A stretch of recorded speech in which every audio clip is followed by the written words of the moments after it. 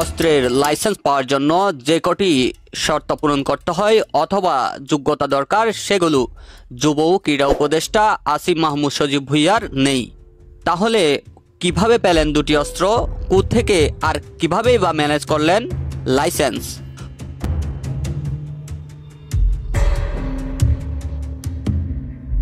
অস্ত্র আইনে বলা হয়েছে ব্যক্তিগত অস্ত্রের ক্ষেত্রে লাইসেন্স পাওয়ার জন্য অন্তত 30 থেকে 70 বছর হতে হবে, কিন্তু আসিফ মাহমুদের বয়স 25 বছর 11 মাস।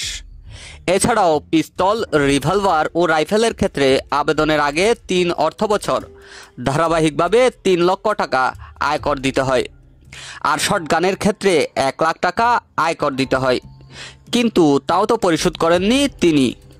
তাহলে প্রশ্ন তো উঠবেই, আসিফ মাহমুদ সজীব ভুঁইয়া কিভাবে পেলেন দুটি অস্ত্র, কোত্থেকে আর কিভাবেই বা ম্যানেজ করলেন লাইসেন্স? এবার মিলল সেই প্রশ্নের উত্তর।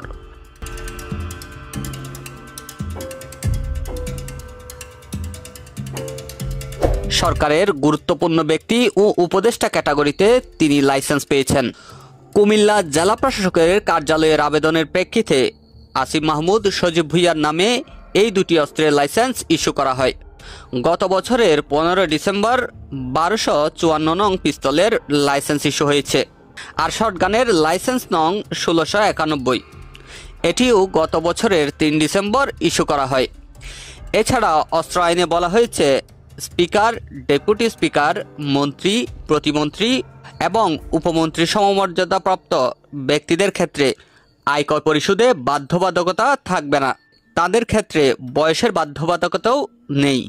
আর সরকারের গুরুত্বপূর্ণ ব্যক্তি ও উপদেষ্টা ক্যাটাগরিতেই তিনি এই লাইসেন্স পেয়েছেন। গত রোববার উপদেষ্টা আসিফ মাহমুদ মারাক্কেশ ওয়াইসি ইউথ ক্যাপিটাল 2025 অনুষ্ঠানে যোগদান করতে টার্কিশ এয়ারলাইন্সে ঢাকা থেকে তুরস্ক হয়ে মরক্কোতে যাচ্ছিলেন।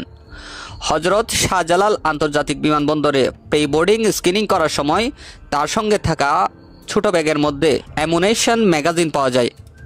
শনাক্তের পর ব্যাগ থেকে ম্যাগাজিনটি বের করে তিনি তার প্রোটোকল অফিসারের কাছে জমা দেন এবং বিমানবন্দরের নিরাপত্তা কর্মীদের কাছে দুঃখ প্রকাশ করেন। আরিফুল হাসনাত, দুরন্ত দুর্বার 24।